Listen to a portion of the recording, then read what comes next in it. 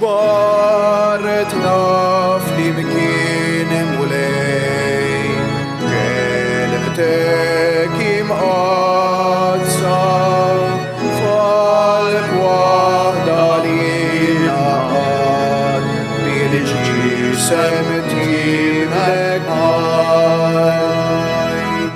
fejn hemm l-imħabba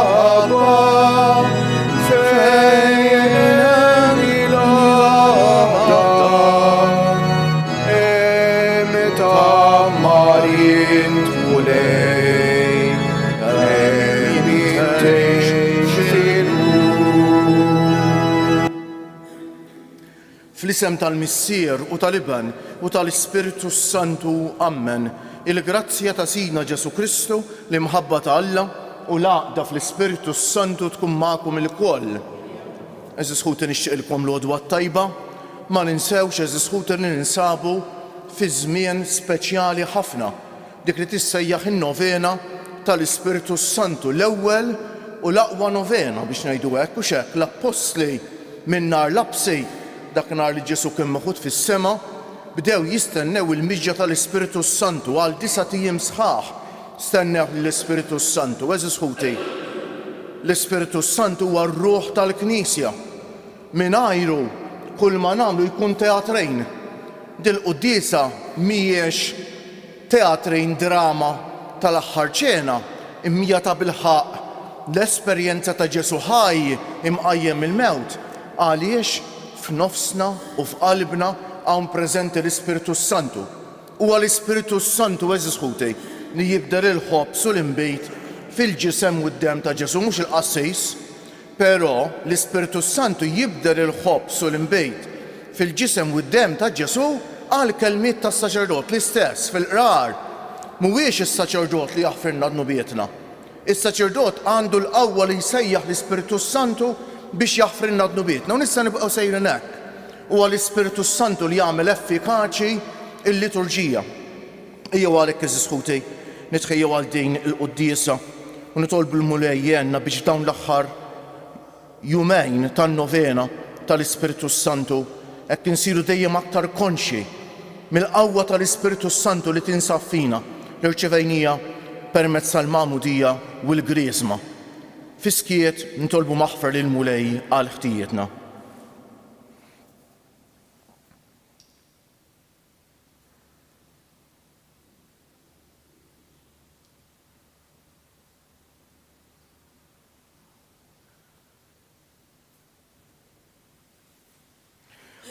Nitolbuk maħfra mulej għal kemm il-darba waqafnielu lill-Ispiritu Santu u ma ħallejniehx iwettaq il-ħidma tiegħu fina. Ta' dan ngħidulek mulej ħniena. Għal kemm il-darba eżis ħuti nitolbuk maħfra mulej għal kemm il-darba f'ħajjitna ridna u x'hekk nagħmlu rida tagħna u mhux ir-rida t'Alla. Ta' dan ngħidulek Kristu ħniena. U għal kemm il-darba mulej aħna ma ħallejniex l-Ispiritu Santu iwettaq il-missjoni tiegħu permezz tagħna biex il-mulej Ġesu jasal għand l-oħrajn jasal fid-dinja permezz tagħna. Ta' dan ngħidulek mulej ħniena. Iħenna għalina Alla li jista' kollox, jaħfrinna d-nubietna u jwassalna għal ħajja ta' dejjem. Sejrin noffru dan is-sagrifiċċju tal-quddiesa għal mejtin kollha tal-familji Xkembri u Mekien. Nitolbu.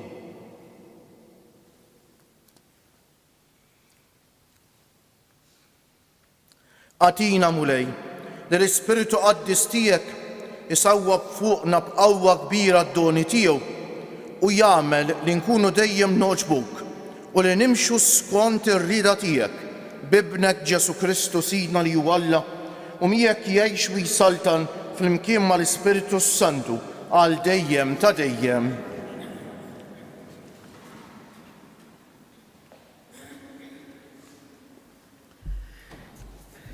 Qari mill-ktieb tal-Atti tal-Apostli.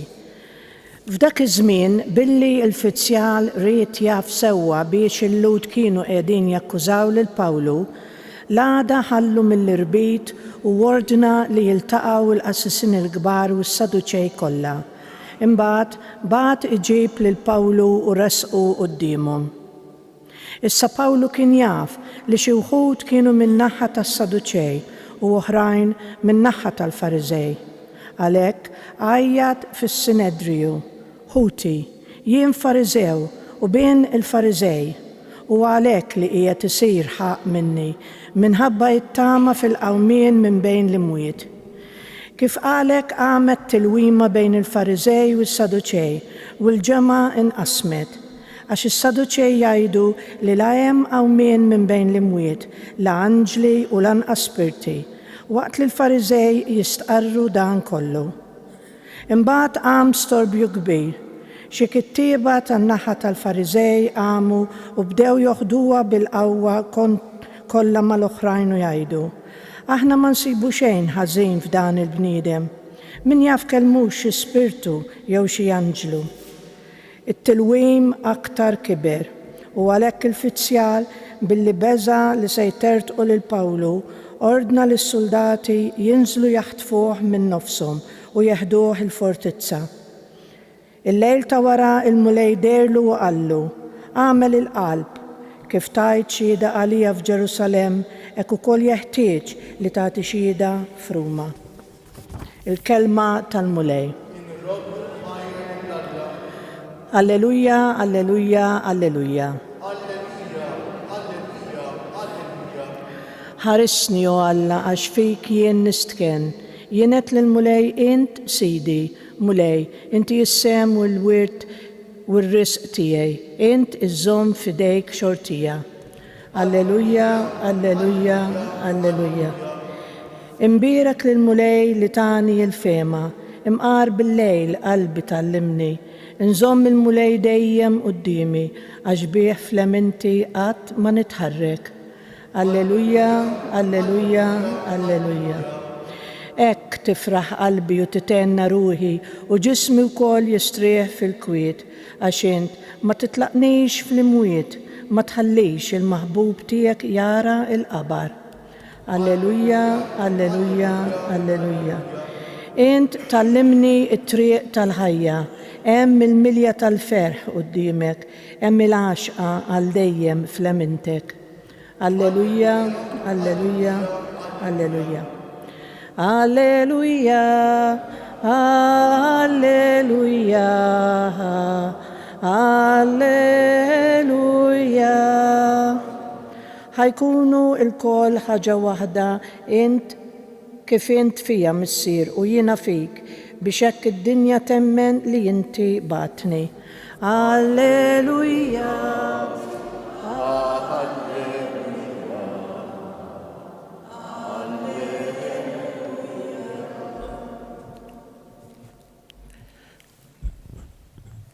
Il-mulej ma'kom. Qari mill-Evanġelju mqaddes skont San Ġwan. F'dak iż-żmien Ġesu rafa' għajnejh lejn is-sema, talab u qal: Minniex nitlob għal dawn biss, imma wkoll għal dawk li għad jemmnu fija bis-saħħa tal-kelma tagħhom. Nitolbuk li jkunu il-koll ħaġa waħda, kif inti fija missier u jiena fik, ħajkunu huma wkoll ħaġa waħda fina, biex hekk id-dinja temmen li inti batni. Il-glorja li inti tajt lili, jiena tajta lilhom, biex ikunu ħaġa waħda bħalma aħna ħaġa waħda. Jiena fihom u inti fija, biex isiru ħaġa waħda għal kollox, ħalli d-dinja taraf li inti batni u li ħabbejt lilhom kif ħabbejt lili. Missier, irrejt li dawk li tajtni ikunu huma wkoll miegħi fejn inkun jien biex jaraw il-glorja tiegħi, il-glorja li tajtni jient, għaliex int ħabbejtni sa minn qabel il-ħolqien tad-dinja.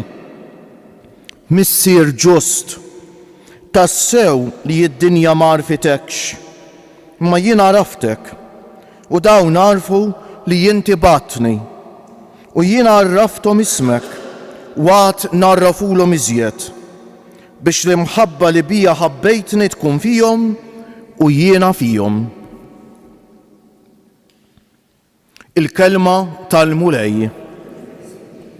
Bit-tagħlim tal-Evanġelju nitnatfu minnu bietna nqogħdu ftit bil-qiegħda naqsam magħkom ħsieb qasir eżis ħutej.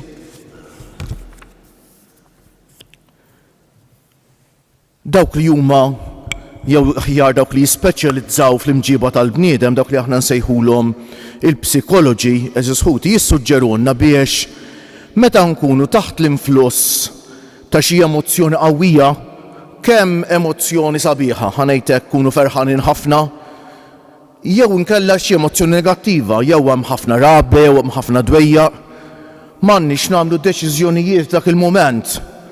Għax ġeneralment ir-raġuni tagħna tkun imċajpra b'dik l-emozzjoni qawwija, u ħafna drabi d-deċiżjonijiet li jsiru taħt l-influss ta' xi emozzjoni qawwija jgħaddi ftit ta' żmien u jibdilna minnhom.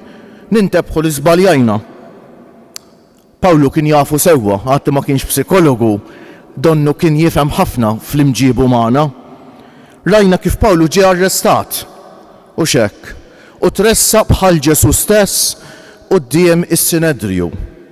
Però ħaddem rasu u xekk, kien jaf li s-Sinedrju magħmul minn żewġ gruppi u xekk, il-Fariżej u s-Sadduċej. U kien jaf li l-Fariżej u s-Sadduċej ma jaqblux fuq tema importanti ħafna l-qawm mill-imwiet. U beda sentenza u laqqas laħaq spiċċa li l-attenzjoni minn fuqu daret fuq xulxejn u spiċċaw tlewmu bejniethom kif rajna u hekk u xekk ħalisa. Jiġifieri Pawlu kien jaf li mhux ħajjirċievi dak li bl-Ingliż ngħidulu fair trial u xekk ma kienu se jkunu ġusti miegħu għax dawn kienu mimlijin rabja u xekk kienu jaf li Pawlu filli kien Fariżew juħada qabla ħabel kontra l-insara u filli konverta u saru nisrani, mhux tal-li sar nisrani, tal-li sar wieħed mill-apostli u xekk u kienu rabjati ħafna għalih. Ma kienu sajtuh smieħ xieraq żgur. Allura ra kif għamel u ħaddem moħħu bil-qawwa tal-Ispirtu Santu żgur biex ħeles minn dik il-biċċa nkwiet ħanejdu hekk. Wara dan Pawlu mbagħad jispiċċa u xekk jappella l Ruma u jispiċċa meħud Ruma fejn hemmhekk imbagħad żmien wara, snin wara, jirċievi anke l-martirju għal Ġesu. Kien iġu għall-Vanġelu tal-lum eżis ħuti kapitlu 17 tal-Evanġelju skont San Ġwan, kapitlu sabiħ ħafna.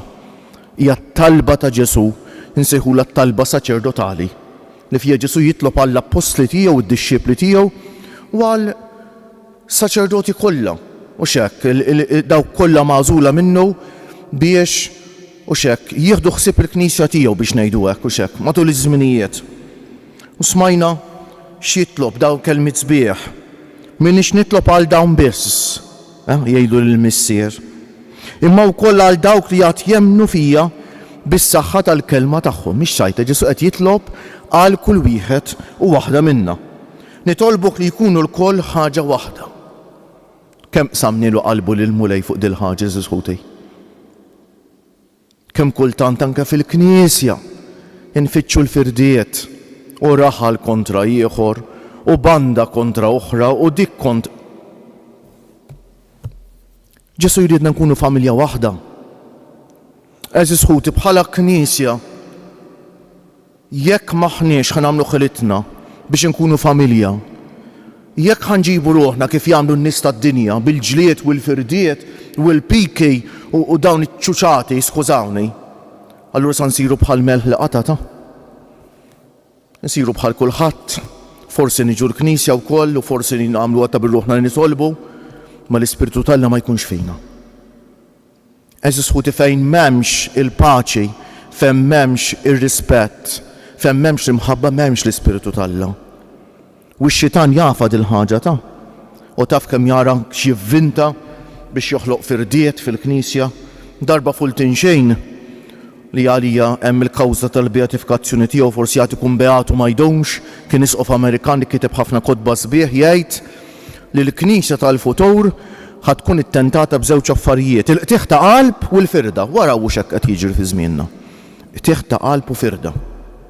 Illum hekk f'din in-novena tal-Ispirtu Santu ejjew ninaqdu flimkien u nagħmlu din it-talba tagħna għal paċi fil-Knisja, għall-għaqda fil-Knisja. U ejjew nkunu aħna wkoll strumenti ta' għaqda. Jalla kull wieħed u waħda minna jistaqsel ilu nnifsu jien x'qed nagħmel fil-komunità nisranija. Jien strument ta' għaqda jew ta' firda jew xejn. Naqqas issa nkunu passivi ta' il-maġġoranza nkunu passivi fil-Knisja, l-Ispiritu Santu ma jridx hekk. Ikun hemm min iġib il-firda l-aħħar isqat. Li żgur li Alla ma jridix. Hemm ukoll minoranza li tfittex l-għaqda u l-paċi u r-rispett. U dan qed iwettqu r-rida tal-Alla. Jalla, eżis ħuti, nkunu aħna strumenti ta' għaqda, ta' paċi u ta' rispett fil-Knisja. Għax hekk biss nkunu ta' bilħaq dik il-familja ta' Ġesu, il-Knisja tiegħu li tkompli l-missjoni tiegħu fid-dinja. Jogħġobkom nqumu bil-wieqfa. Nitolbu lil Alla missierna biex jibgħatilna l-Ispiritu ta' Kristu rxoxt biex jimlina bil-kuraġġ tal-qawwa u ngħidu għalhekk għatina l-qawwa tal-Ispiritu tiegħek mulej flimkien. Alla da fl-imħabba fost dawk kollha li jemmnu fi Kristu nitolbu għatina l-qawwa tal-Ispiritu tiegħek mulej għal paċi u l-ftehim fil-qasam politiku, soċjali u ekonomiku b'mod speċjali f'pajjiżna nitolbu għatina l-qawwa tal-Ispiritu tiegħek mulej għal ħarsien tal-qdusija tas-sagrament taż-żwieġ u tal-għożża tal-uliet nitolbu għatina l-qawwa tal-Ispiritu tiegħek mulej għas-sinċerità fi qlubna ħalli l-Ewkaristija tkun sinjal ċar tal-isforz tagħna biex nadru u nifhmu lil xulxejn nitolbu qawwa tal-Ispiritu tiegħek mulej minn qalbi nsellem lil dawk kollha qed isegwu dil-quddiesa permezz tal-mezzi ta' komunikazzjoni soċjali, talba speċjali tmur għall-anzjani, għall-morda, għal persuni bi bżonnijiet speċjali, għal dawk li jieħdu ħsieb ta' persuni vulnerabbli, għal dawk li jitolbuna nitolbu għalihom u għal dawk kollha li jeħtieġu it-talb tagħna. Ejjew fiskiet nofru lil mulej it-talba tagħna.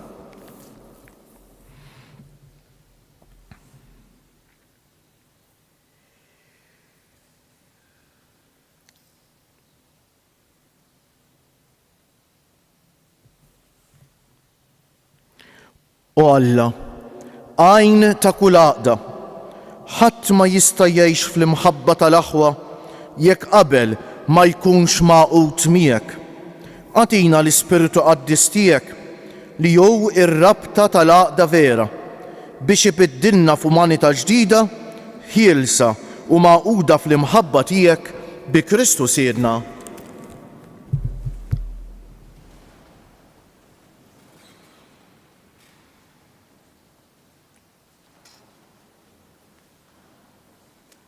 Imbierek int mulej Alla tal-ħolqien kollu għax fit-tjubitek tajtna l-ħobs li qegħdin noffrulek frott tal-art u xogħol il-bniedem li minnu jsir għalina l-ħobs tal-ħajja. Bil-misteru ta' dan l-ilma u mbejt ikollna sem fin-natura divina ta' Kristu kif hu jissieħeb magħna fin-natura tagħna bnedmin. Imbierek int mulej Alla tal-ħolqien kollu għax fit-tjubitek tajtna l-imbejt li qegħdin noffrulek frott tad-dielja u xogħol il-bniedem li minnu jsir għalina x-xorb tar-ruħ. Ilqana mulej Alla tagħna, qum li wniedma quddiemek u għamel li jkun jogħġbok dan is-sagrifiċċju li sejrin noffrulek, naddafni mulej minn żuniti u dunub tiegħi neħili. Jitolbu ħuti biex is-sagrifiċċju tiegħi u tagħkom ikun jogħġob l-Alla l-Missier li jista' kollox.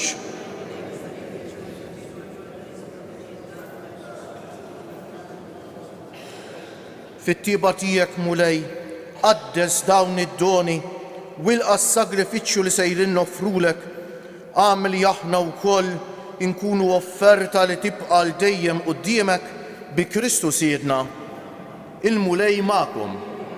Narfew qlubna l-fuq, niżżu ħajr lil mulej Alla tagħna.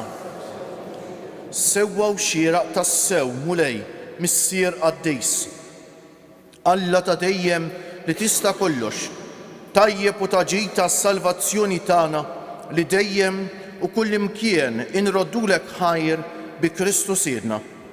U wara li qam mill-imwiet, wera lilu nnifsu bid-der lid-dixxipli tiegħu kollha u qudiemhom tela s-sema biex jagħtina sehem fil-ħajja tiegħu ta' Alla. Għalhekk f'dan il-ferħ tal-għid imxerred ma' kull imkien fid-dinja, il-bnedmin kollha jimtlew bil-għena u l-qawwiet tas-sema mas-setat tal-anġli jinsġulek innu ta' glorja u bla eda itennulek għaddejs, għaddejs, għaddejs. Mulej Alla tal-eżerċti, is-smawiet u l-art mimlija bil-glorja tiegħek. Osanna fil-ori tas-smawiet, imbierek minn ġej fisem il-mulej. Osanna fil-ori tas-smawiet.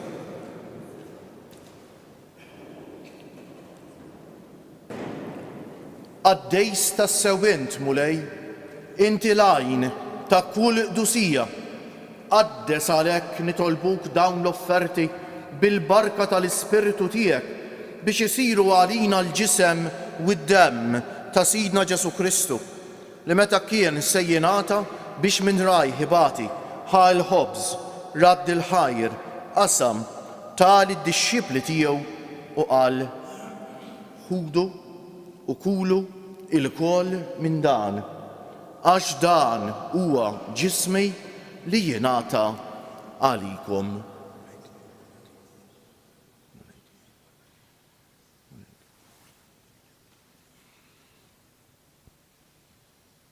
Ekk ukoll wara li klaħal kalċi reġa' radd il-ħajr tal id-dixxipli tiegħu u qal ħudu u jxorbu minnu il-koll għax dan huwa il-kalċi ta' demmi tal-patt il-ġdejt li jibqa' dejjem, id-demm li jixxerret għalikom u għall-bnedmejn kollha għal maħfra ta' dnubiet.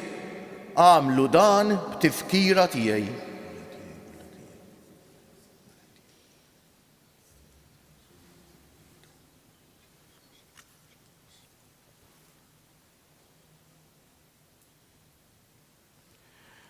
Danu l-misteru tal-fidej inħabbru l-mewt tiegħek mulej, nixxandru bil-ferħ l-qawmin tiegħek, nistennewk sa ma tiġi fil-glorja. Għalhekk aħna u nagħmlu dan b'tifkira tal-mewt u l-qawmien ta' Sidna Ġesu Kristu, nofrulek missier il-ħobż tal-ħajja u l-kalċi tas-salvazzjoni u nroddulek ħajra xogħġbok tilqana hawn quddiemek biex naqduk. U mit-ċokon tagħna nitolbu li l-Ispiritu Santu jaqadna f'ġisem wieħed li jenna li nieħdu sehem mill-ġisem u d-demm ta' Kristu. Ftakar mulej fil-Knisja tiegħek imxerda mad-dinja kollha wettaqa' fl-imħabba flimkien mal-Papa Franġisku, mal-Isqof tagħna Anton, mal-Isqfijiet u l-Ministri kollha tiegħek u mal-poplu kollu li inti ksibt għalik. Ftakar ukoll fħutna li raqdu bit-tama tal-qawmien, mo speċjali llum qegħdin nitolbu għal mejtin kollha tal-familji x'Kembri u Mekien. Ftakar fil-mejtin kollha, daħħalhom quddiemek fid-dawl tas-sebħ tiegħek. Ħenna għalina l-koll nitolbuk, għati lilna wkoll il-wirt tal-ħajja ta' dejjem, flimkien mal-Verġni Mqazza, Alla u tagħna Marija, mar-raġel ġust tagħha San Ġusepp, mal-Apostli u l-Qaddisin kollha li jgħixu fil-ħbiberija tiegħek sa mill-bidu tad-dinja. Għamel magħhom infaħruk u nsebħuk b'Ġesu Kristu ibnek. Bi Kristu, ma' Kristu u fi Kristu jingħata lilek Alla missier li tista' kollox flimkien mal-Ispiritu Santu kull ġieħ u glorja għal dejjem ta' dejjem. Ejjew issa nitolbu kif għallimna u ridna nagħmlu Ġesu li ben ta' Alla għas-salvazzjoni tagħna, missierna li inti fis-smawiet jitqaddes ismek, tiġi salvnatek, ikun li trid int kif fis-sema u hekk fl-ard. Ħobżna ta' kuljum agħtina llum, aħfrilna dnubietna bħalma naħfru lil min ħati għalina u la ddaħħalniex fit-tiġrej, iżda ħlisna mid-deni. Eħlisna nitolbuk mulej minn kull deni.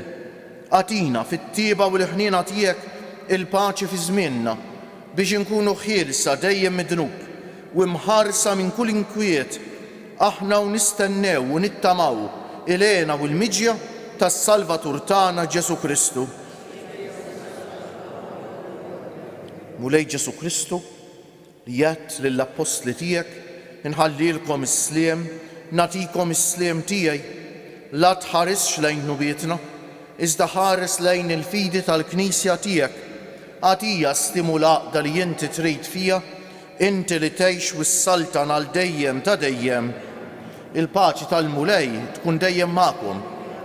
Għatu l-paċi lil xulxin. Il-ġisem flimkien mad-dem ta' Sidna Ġesu Kristu jkun jiswew lilna li ser nitqarbu bihom għal ħajja ta' dejjem. Ħaruf Talla li tneħħi d-nubijiet tad-dinja ħenna għalina. Ħaruf Talla li tneħħi d-nubijiet tad-dinja ħenna għalina. Ħaruf Talla li tneħħi d-nubijiet tad-dinja tina l-paċi.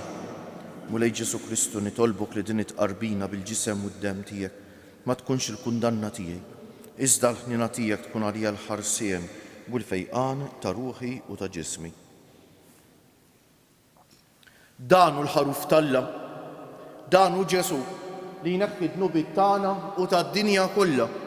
Ħenjin dawk li huma mistiedna għall-ikla tal-ħaruf mulej ma jistħoq li tidħol taħt is-saqaf tiegħi, iżda kelma waħda u ruħi tkun imfejqa. Il-ġisem ta' Kristu jħarisni għal ħajja ta' dejjem. Amen.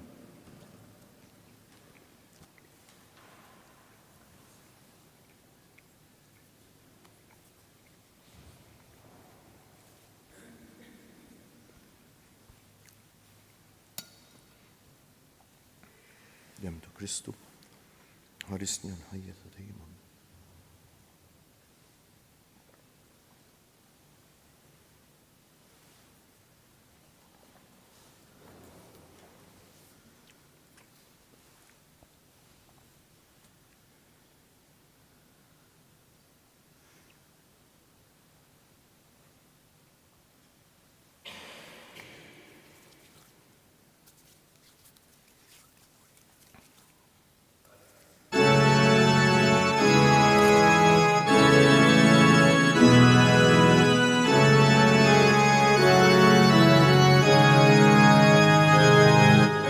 Imbirek mulej għal dejjem u imbirek li sem qaddis tiegħek.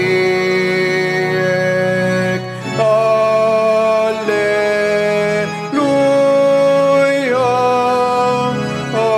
alleluja.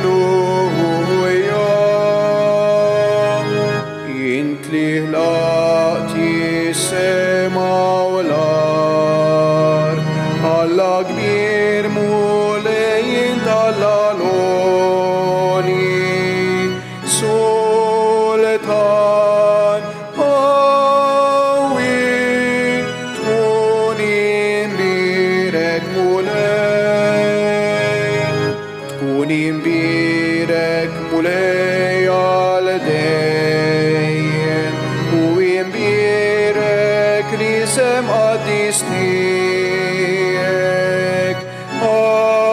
Alleluja, alleluja.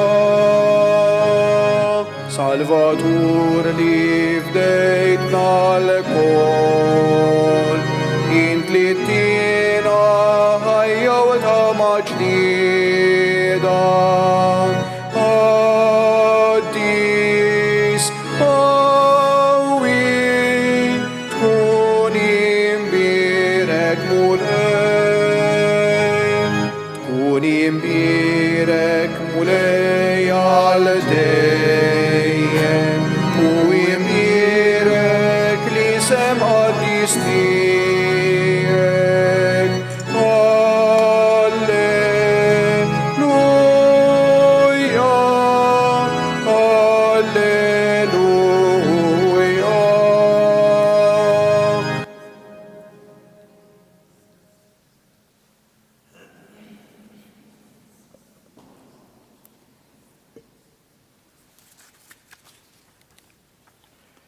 Ħanamlu flimkien issa t-talba tan-novena tal-Ispiritu Santu. Spiritu tal-erf, aħna nadurawk urina x-xejn tal-ħwejjeġ tad-dinja u l-importanza tal-ħwejjeġ tas-sema. Glorja lill-Missier u lill-Iban u lill-Ispiritu Santu.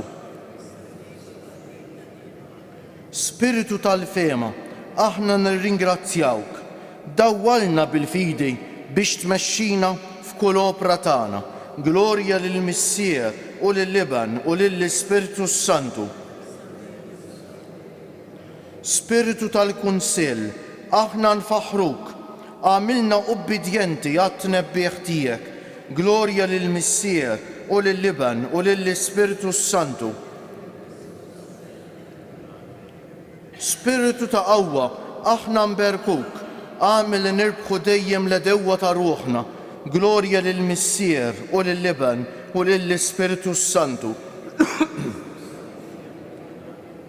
Spiritu ta' xjenza, aħna niglorifikawk. Enna sabiex nilqgħu il-verità, sapjenza, il-vera sapjenza tal-qaddisejn. Glorja lill-Missier u lill-Iban u lill-Ispiritu Santu. Spiritu tal-pjetà, aħna nitolbuk. Għamel li nitolbuk aktar bil-ġabra u bl-akbar fervur. Glorja lill-Missier u lill-Iban u lill-Ispiritu Santu. Spiritu tal-biża' t'Alla, aħna nħobbuk. Żommna dejjem fil-preżenza tiegħek dejjem u kull imkien. Glorja lill-Missier u lill-Iban u lill-Ispiritu Santu. Ejja Spiritu Santu, imla l-qlub tal-fidili tiegħek u ħeġġeġ fihom in-nar ta' mħabba tiegħek. Ibgħat l-Ispiritu tiegħek huma jinħalqu u inti ġeddet il-wiċċ tal-art. Nitolbu u Alla li bid-dawl tal-Ispiritu Santu għallimt il-qlub tal-fidili tiegħek għamel li aħna fl-istess spiritu nkunu tas-sew għaqlejn u nifirħu dejjem fil-faraġġ tiegħu bi Kristu Siedna. Bil-wieqfa jogħġobkom nitolbu. Nitolbuk mulej biex il-misteri qaddisa li rċevejna jagħtuna l-għerf tal-ħwejjeġ tas-sema u jġedduna bis-sem li nieħdu fihom ħalli jkun jistħoq ilna niksbu id-doni tal-Ispiritu Qaddis tiegħek bi Kristu Siedna. Ħanejdu 3 Ave Marijiet fġieħ it-3 ijiem li l-ġisem tal-om tagħna Marija dan fil-qabar. Marija hija l-mudell ta' persuna li ħalliet l-Ispiritu jaħdem fiha. X'inqalet hawn jien il-qaddejja tal-mulej Jeżus ħutej u nitolbuha biex aħna wkoll nkunu strumenti ħajja f'idejn l-Ispiritu ta' Alla. Sima lik Marija bil-grazzja mimlija l-mulej miegħek, imbierka inti fost in-nisa u imbierek il-frott tal-ġuf tiegħek Ġesu.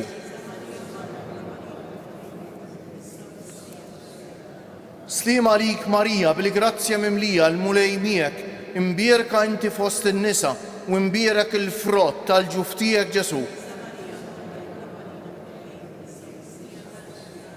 Slima lik Marija bil-grazzja mimlija l-mulej miegħek, imbierka inti fost in-nisa u imbierek il-frott tal-ġuf tiegħek Ġesu. O Marija li tħallif lid-dinja mingħajr teba,